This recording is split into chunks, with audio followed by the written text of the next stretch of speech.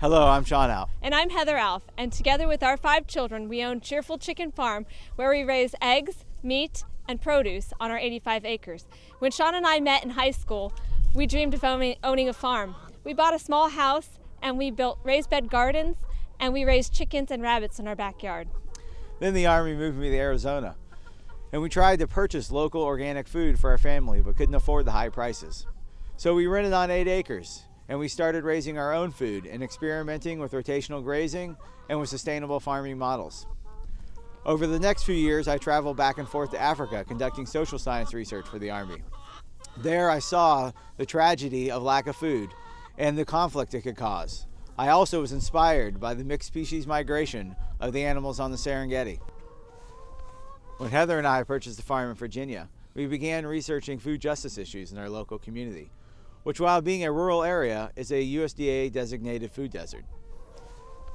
We made it our mission to offer local food, including produce, eggs, and meat at prices that everyone could afford. And we've tried to do this using organic no-till methods and free ourselves from the industrial farming model.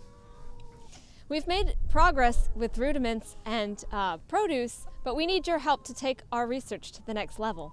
Over the last 30 years, sustainable farmers have made great strides in raising sheep and cattle on pasture. We've also greatly improved the lives of chickens and pigs, from the concentrated animal feeding model to raising them on forage. However, we've made very little progress in unchaining pigs, chickens, and ourselves from the industrial feed model. The most chickens and pigs can eat from grass is about 30% of their diet. This means that farmers must purchase feed for the remaining 70%. Whether organic, GMO-free, or conventional, all commercially available feed is raised in monocrops using the industrial model. While organic feed is a huge improvement over conventional, it still relies upon large amounts of nitrogen and heavy tilling, all of which negatively impact our environment. These feeds must also be produced, bagged, and shipped across the United States, which further increases their carbon footprint. While visiting Tom Trantham on Happy Cow Creamery, he showed me how he gives his cows 12 Aprils by seasonally planting crops and rotationally grazing his cattle. This seemed a little intensive to me for cattle, which are happy eating just grass. But considering the varied diets of pigs and chickens and remembering the mixed species herds on the Serengeti, I envisioned a farming system that could provide forage for the entire farm ecosystem, not just cattle. However, due to our primary goal of selling affordable food, we still need several pieces of no-till farm equipment, new fencing, and a new storage processing building. We cannot continue our research and offer affordable prices without your help. Please help us to reach our goal and publish this important research. This model will create a complete farm ecosystem where animals forage all their food on farm. It will also free sustainable farmers from the industrial agricultural model and one of their biggest expenses, feed. All contributors will receive updates as the research progresses. We want to share with you what works and what doesn't, so you can learn from our mistakes and setbacks. Once complete, this research will be made publicly available.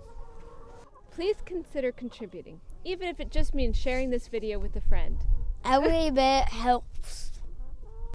When the farmer comes to town with his wagon broken down, the farmer is the man that feeds them all.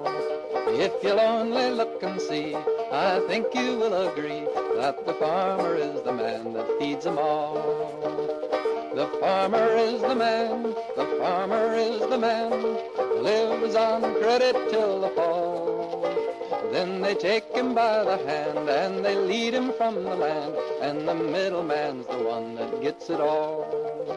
When the lawyer hangs around and the butcher cuts a pound, the farmer is the man that feeds them all.